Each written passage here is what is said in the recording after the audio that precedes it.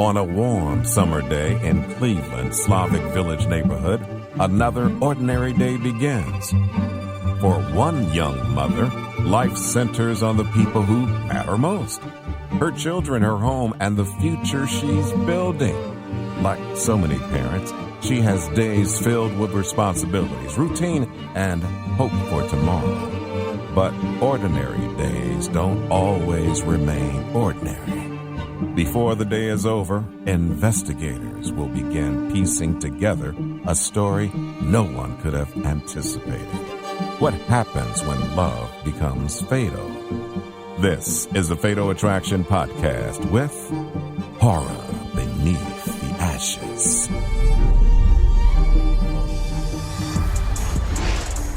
July 9th, 2019.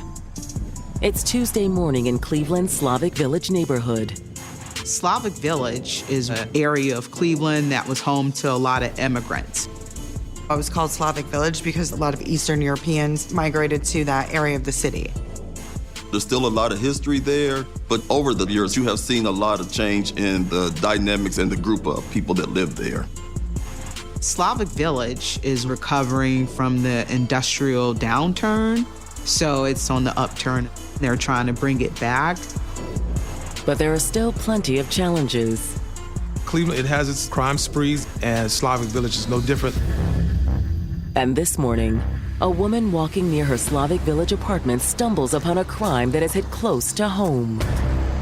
Oh my God! She found a man's body lying in a vacant lot covered in blood. He was shot once in the head, once in the chest. Just another Cleveland homicide. But for the woman who finds the body, the dead man is more than a statistic. She knew the victim. That neighborhood still has that we take care of our own type of feeling. Neighbors look out for one another. His name is David Cousin Jr. He had a great reputation in the community. David's neighbor calls 911, and when the police arrive, they confirm that he's dead. They also asked the neighbor exactly where David lived. They go to knock on doors and see if there are witnesses. But as the neighbor and officers approach David's house, they notice something else. The smoke appeared to be coming from the unit where Takira Collins lived with her two children. They look through those windows. There's a lot of smoke. It looked like there had been a fire inside. It burned itself out. However, the fire is still a tragedy. Hey, I see kids in there.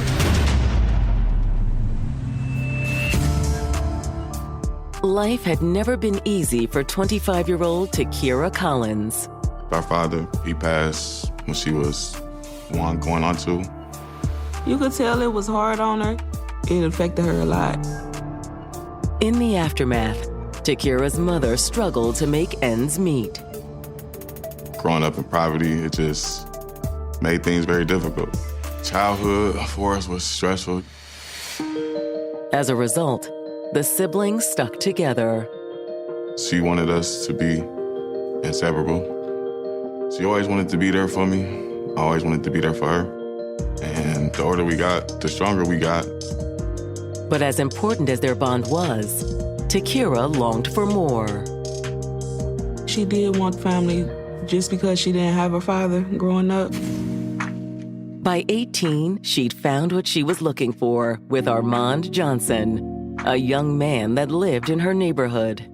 Being from the same neighborhood and being around things and seeing things and being through things together, that made their bond, strong and tight.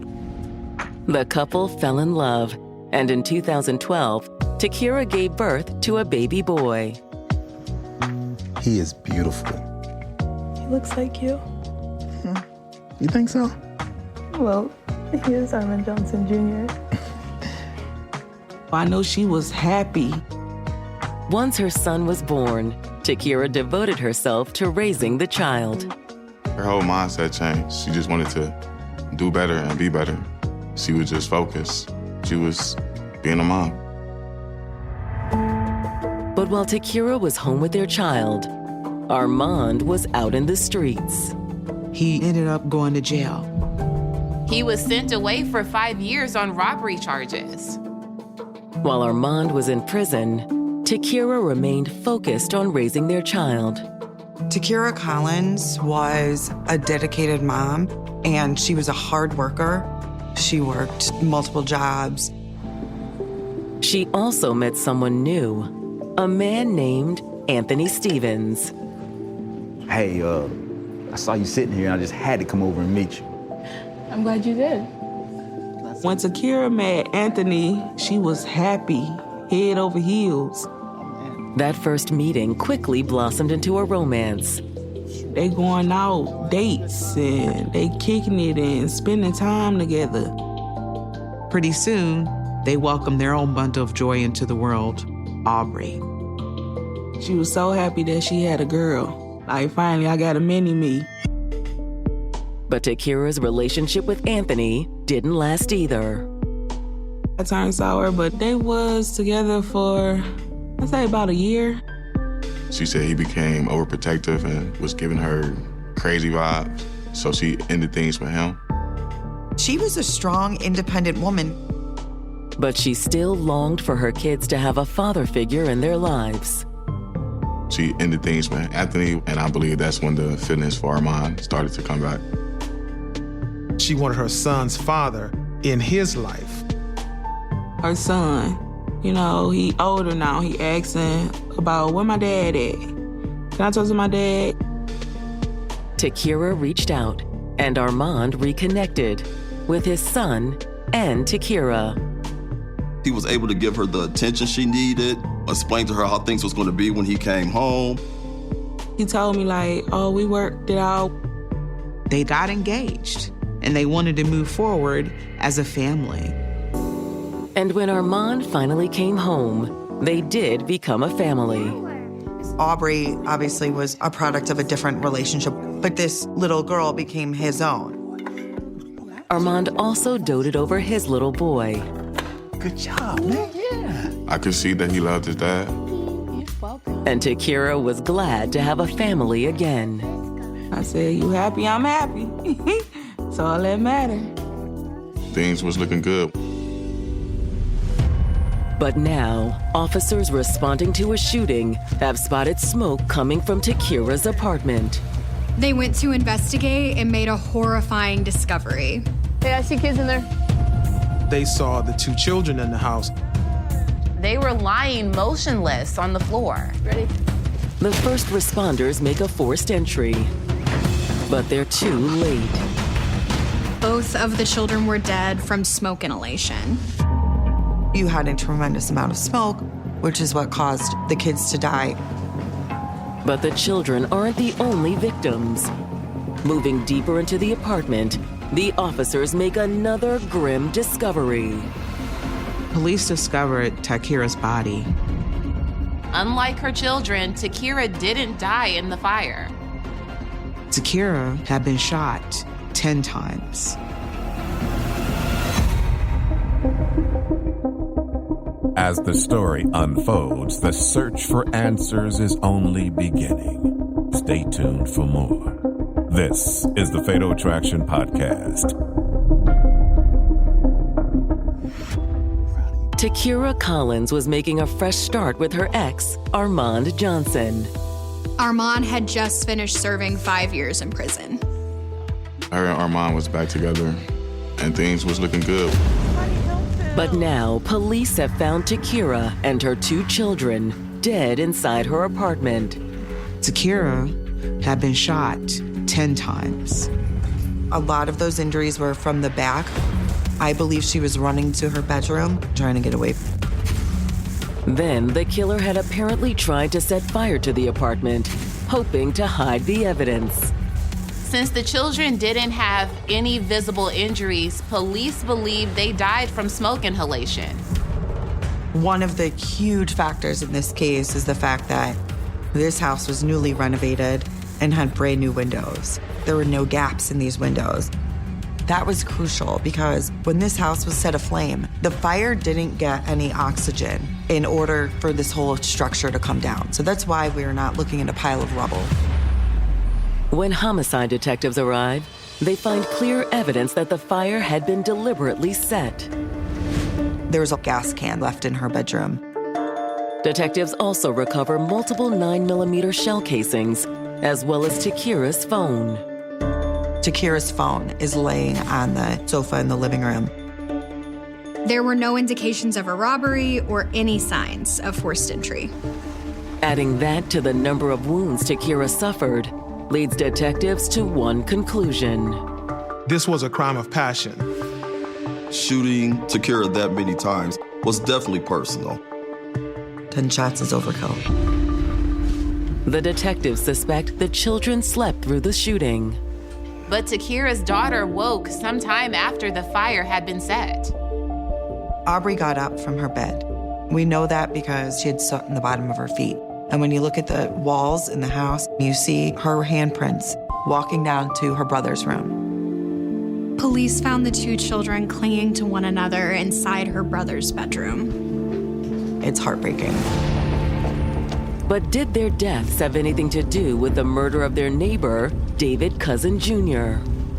After looking over the apartment where Takira and her children died, detectives went to the vacant lot nearby where the neighbor found David.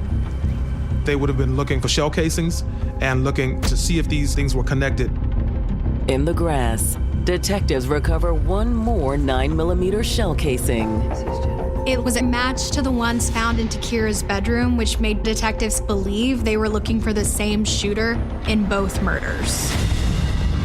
While the detectives work, onlookers start to gather outside the crime scene tape. This had a lot of attention. There were family members showing up. Everyone from the neighborhood is out. It's a chaotic scene at this point.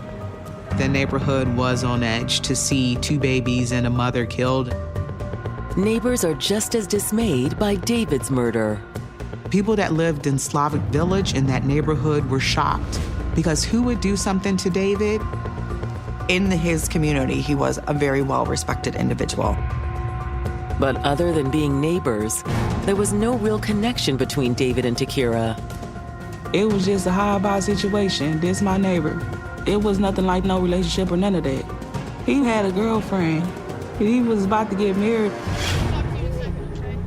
Hoping to learn more about Takira, detectives turn to her family who have started to gather after hearing the horrific news. Can I see my baby? Hey, we're so sorry for your loss. When I get home, missed calls. It was coming from our uncle. So I called him. I asked him what's going on. And he told me, like, your sister's, she's gone. The first thing that came to my mind was, okay, well, what about the kids? Where are the kids? Her family had just a profound sense of loss when, you didn't just lose one family member. You lost 3 and you lost babies. But the family also says they know who did it. Family members thought that only one person was responsible. It had to be Anthony. And her mother says she has proof. She sent me a text last night about her youngest father. Takira's mother received a text from her saying that Anthony was over the house. And according to Takira's text, Anthony had a gun.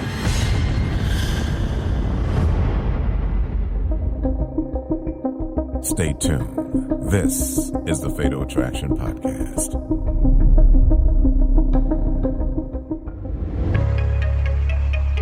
Cleveland detectives have reason to believe Takira Collins' ex-boyfriend, Anthony Stevens, may be responsible for the shooting and arson that killed Takira, her 2 children, and their neighbor, David Cousin Jr. Takira's mother said she received a late-night text from her daughter that said Anthony had come by the apartment. He had a gun, and she felt threatened. Did you tell her to call the police? I didn't see it until this morning. Takira's mother said she tried to call Takira as soon as she saw the text. She didn't answer, so I came straight over. Do you think he killed her? It had to be Anthony. She said if something was to ever happen to her, Aubrey's father did it.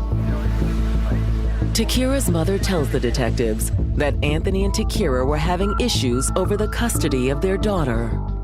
She was keeping Arby from him because he just got crazier to the point where it scared her. While detectives are talking to the family, Armand Johnson, the father of Takira's oldest child, arrives at the scene. Where's Takira? Takira! Where's Takira? Detectives pulled Armand aside and broke the news that Takira and the kids were dead. Oh no! He said he received a late night text, just like Takira's mother, that said Anthony had come over and he was threatening her. No! I got a text message saying... And also like Takira's mother, he says he hadn't seen the text until it was too late. He was devastated with what happened. And the detectives were afraid he would do something rash. Where is he? Sir, no, where's Anthony? I need to see him. To keep Armand from interfering with the investigation, the detectives take him into custody. He had an outstanding warrant for some other probation violation. Once Armand's in custody, the detectives take him down to the station for a formal statement. He eagerly wants to help. Although, since he was under arrest, the detectives kept him cuffed. Right now, you're under arrest for a warrant that you have. The detectives begin by asking Armand about his relationship with Takira. He explained that he'd moved in with Takira after he'd gotten out of prison. However, Armand also says he'd moved out a couple of weeks before the murders. Why did you leave? Because we just had disagreements.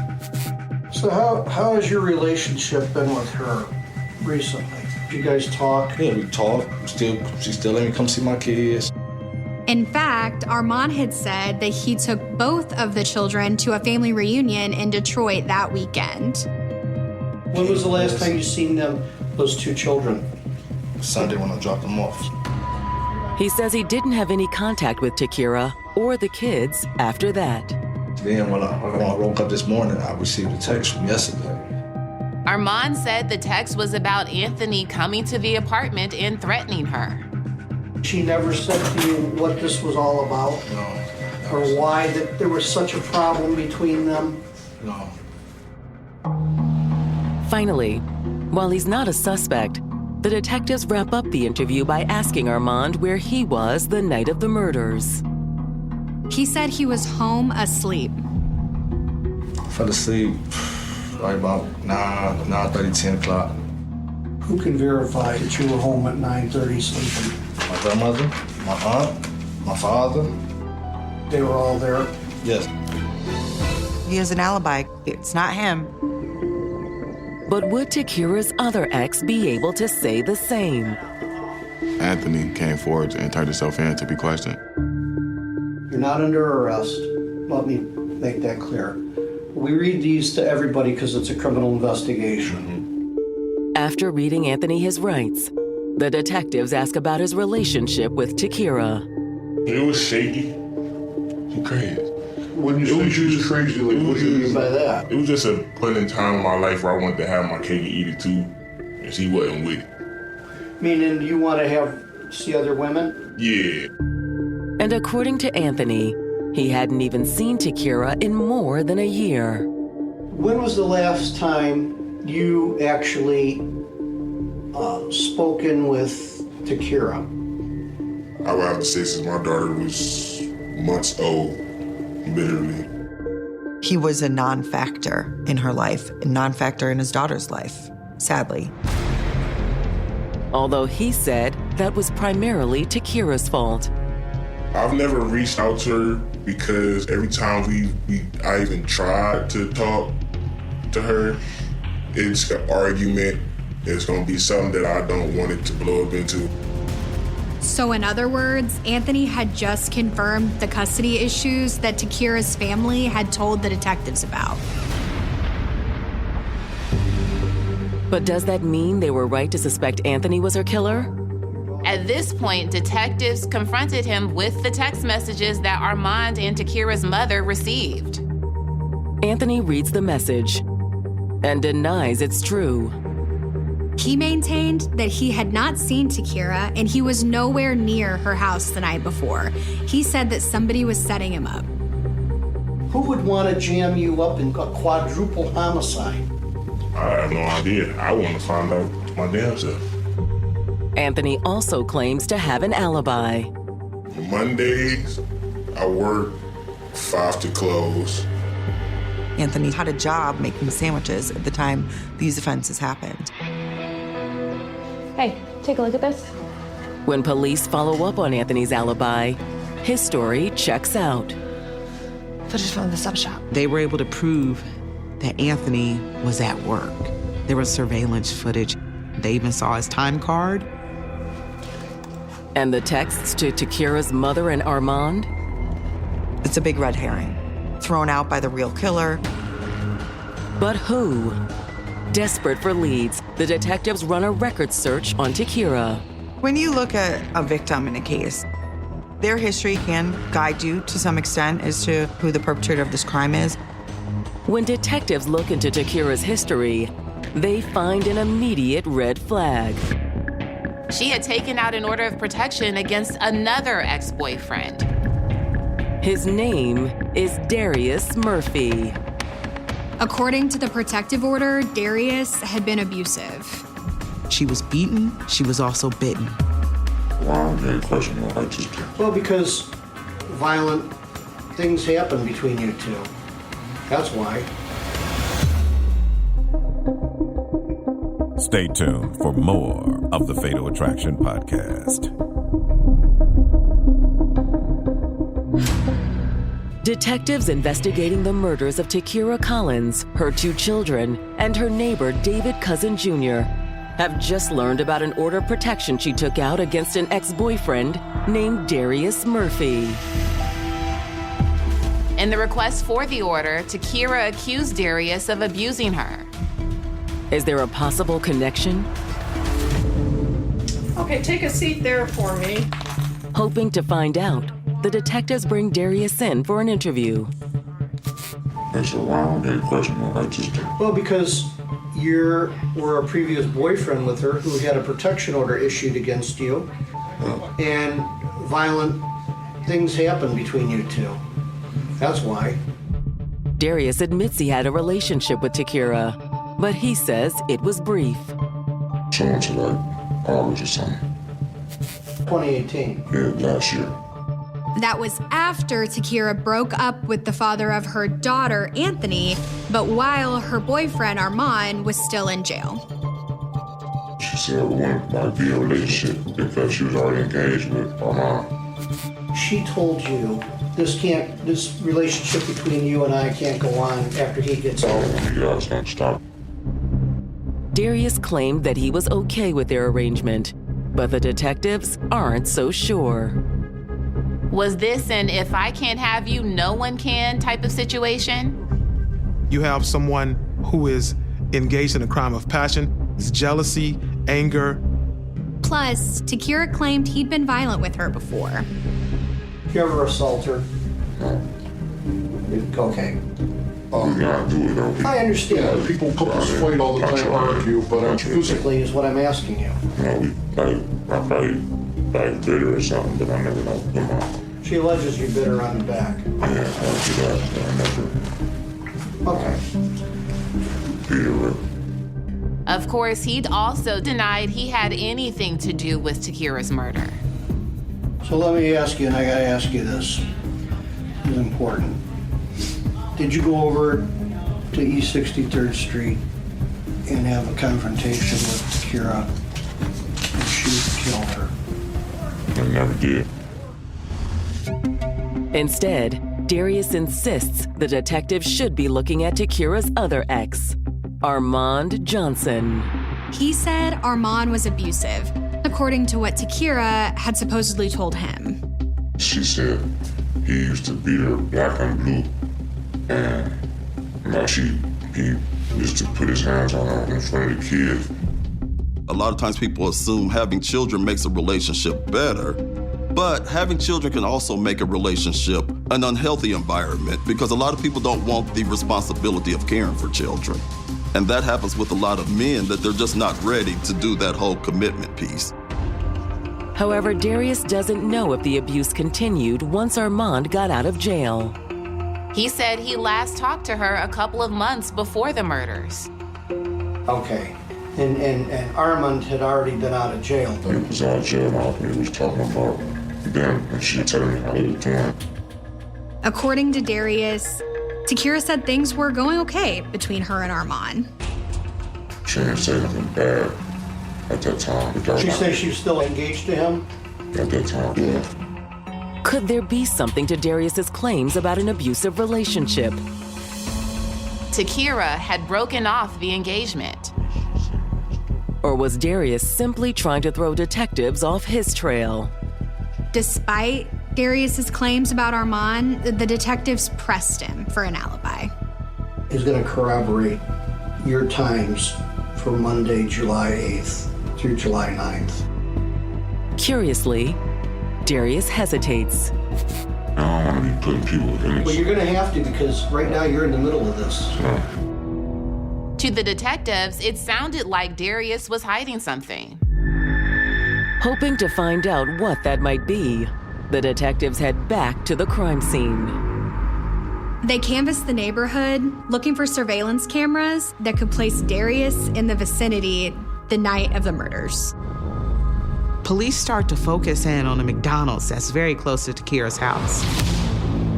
In fact, when detectives review the footage, the surveillance cameras outside the restaurant recorded Takira taking her kids through the drive-thru just hours before the murders.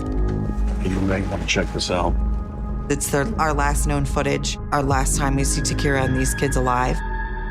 But what was interesting to detectives was what the cameras recorded a few hours later. A man runs across the parking lot from the direction of Takira's house and gets in a waiting car. Could this be the killer making his getaway? Not too many people go to McDonald's and get picked up. From the footage, it's tough to make out the man's identity. The cameras, they're not clear enough. However, the cameras did offer detectives a good look at the man's shoes. We could see the design on these shoes and how specific these shoes were. But who was the man wearing those shoes? It isn't long before the detectives get a call from someone who claims to know. I called downtown. Hey, I got some information on this case. Listen. I know exactly who it is. The evidence begins to tell a story. The question is whether it's the whole story. Stay tuned for answers. This is the Fatal Attraction Podcast. Detectives investigating the murders of Takira Collins, her 2 children, and her neighbor David Cousin Jr. have just received an urgent phone call from Takira's friend, Kayla Hodges. I knew exactly who did it. It was no doubt in my mind. According to Kayla, the killer was Armand Johnson, the father of Takira's oldest child. Armand, I knew for a fact, but it just was like, damn, why you do the kids? When Kayla comes in to sit down with the detectives, she says she always knew there was trouble in the relationship. I could see that she wasn't happy. Like, yeah, you there, you being a father, but you not there. She told you this? No, not at first. She'd tell me some stuff, but she ain't telling us everything. Kayla says Takira also kept her family in the dark. It's a dirty secret. And because it is cyclical, you don't want to tell someone what happened with your abuser, because in a week, in a month, in a few days, things are going to be good. And you don't want them to alienate that person from your life. But according to Kayla, the trouble between Armand and Takira got so bad that she couldn't hide it from everyone. I got a call. I'm in the hospital. I got stitches. Got some stitches for what? Oh, Armand got mad and hit me in my lip. Kayla says it was only then that Takira revealed the truth about Armand. relationship was just really, really toxic.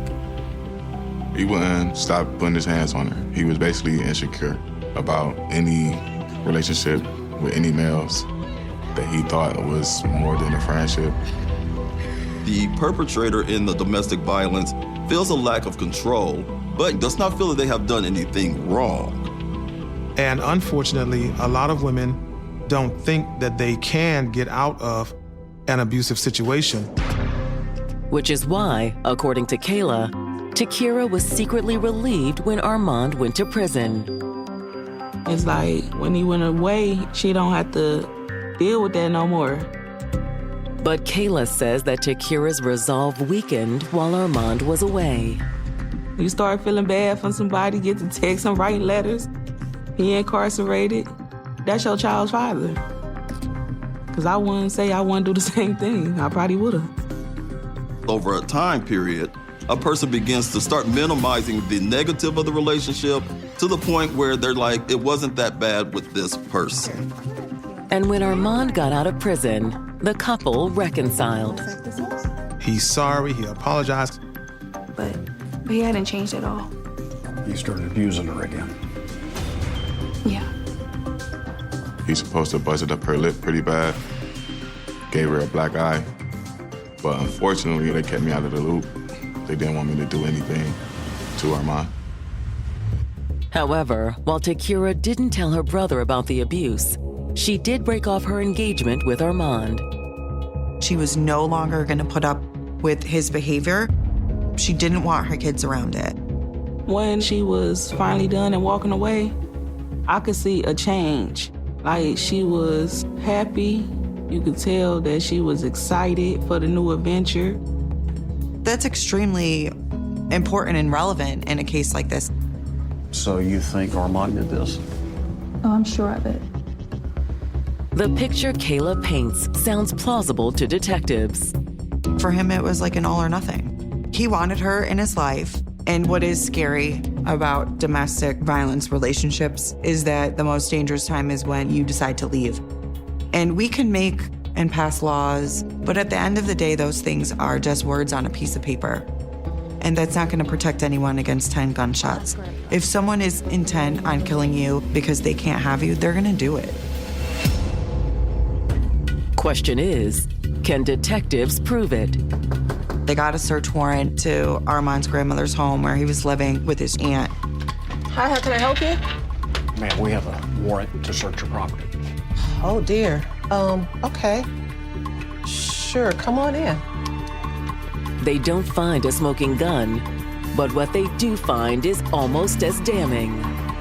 They discovered some very distinct shoes, the same ones that were in the surveillance footage. You look at the shoes and definitely say they're the same shoes. And then there's shoes that happen to have gasoline on them. Whoever set the fire had spread gasoline around the apartment.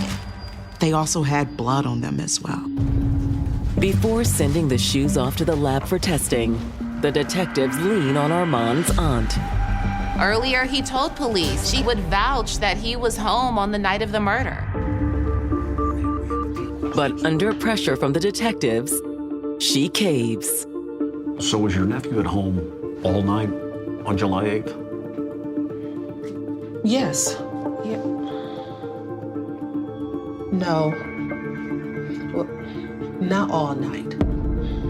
She admits that on the night of the murders, she picked him up at the McDonald's down the street from Takira's apartment.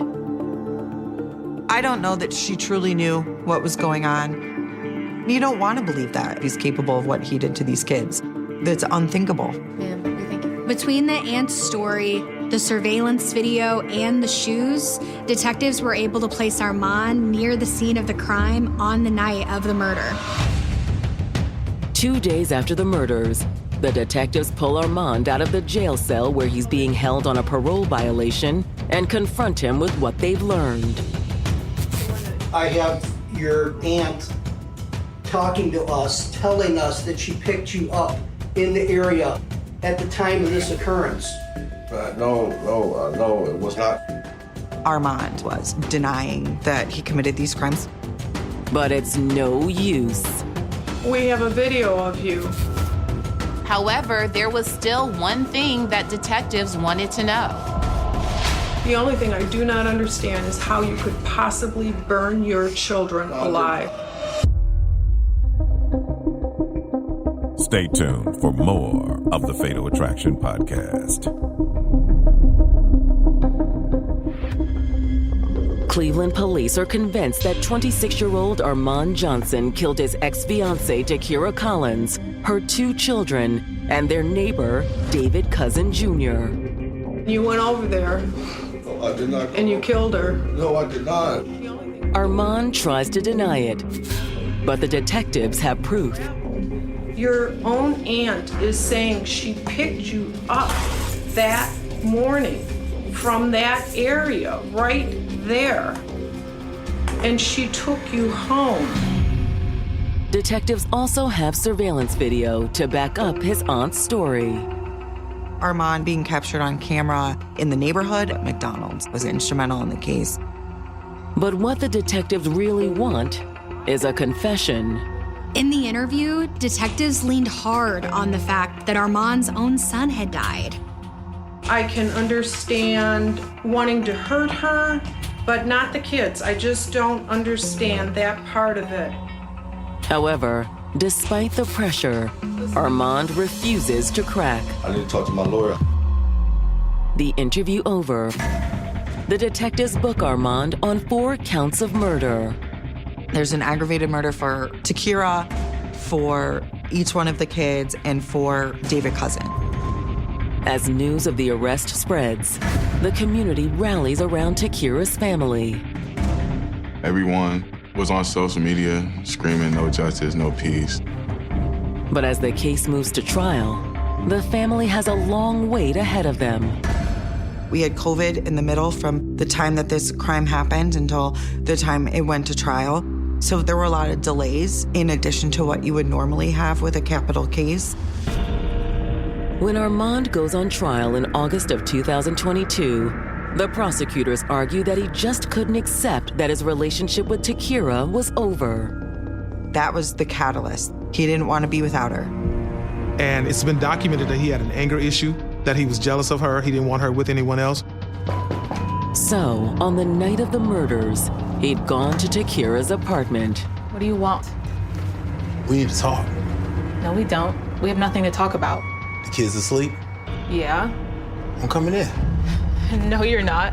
You're not welcome here. You need to leave. Oh, I ain't going nowhere. Takira tried to run, but it was no use.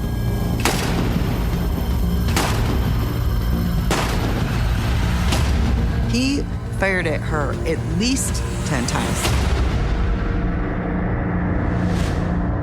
Then, once Takira was dead, he'd spread gasoline around the apartment. When you look at where that gas was distributed throughout that house, Armand Johnson absolutely intended those kids to lose their lives. He didn't want to leave any witnesses to what he had done. The prosecutors believe that's also why Armand killed David Cousin Jr. He was just an innocent bystander, coming in the house at the wrong time.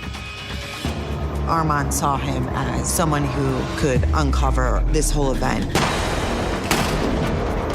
That's why he shot and killed him.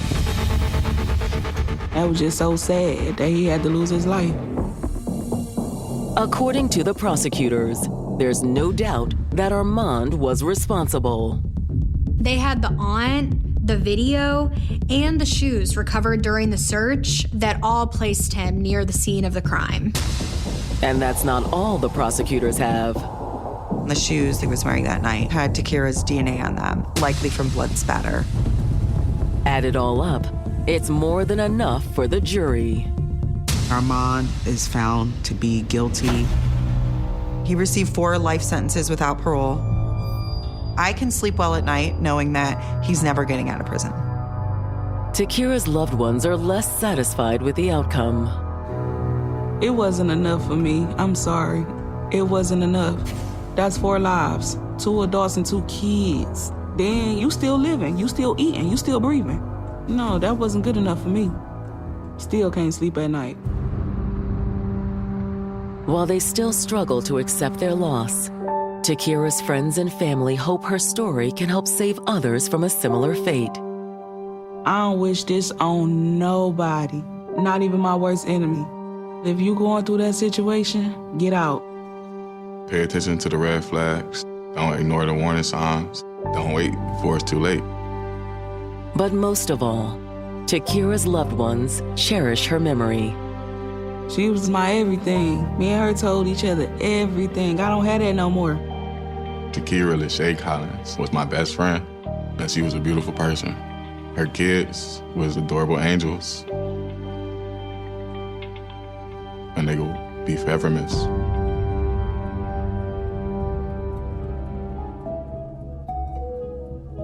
The end of an investigation is never the end of a story. When the courtroom grows quiet and the headlines begin to fade, families are left to carry forward the memories of the people they love. For Takira Collins, those memories live on through her children, her family, and all who knew her. She will be remembered not for the tragedy that claimed her life, but for the love she gave, the lives she touched, and the place she will always hold in the hearts of those who loved her.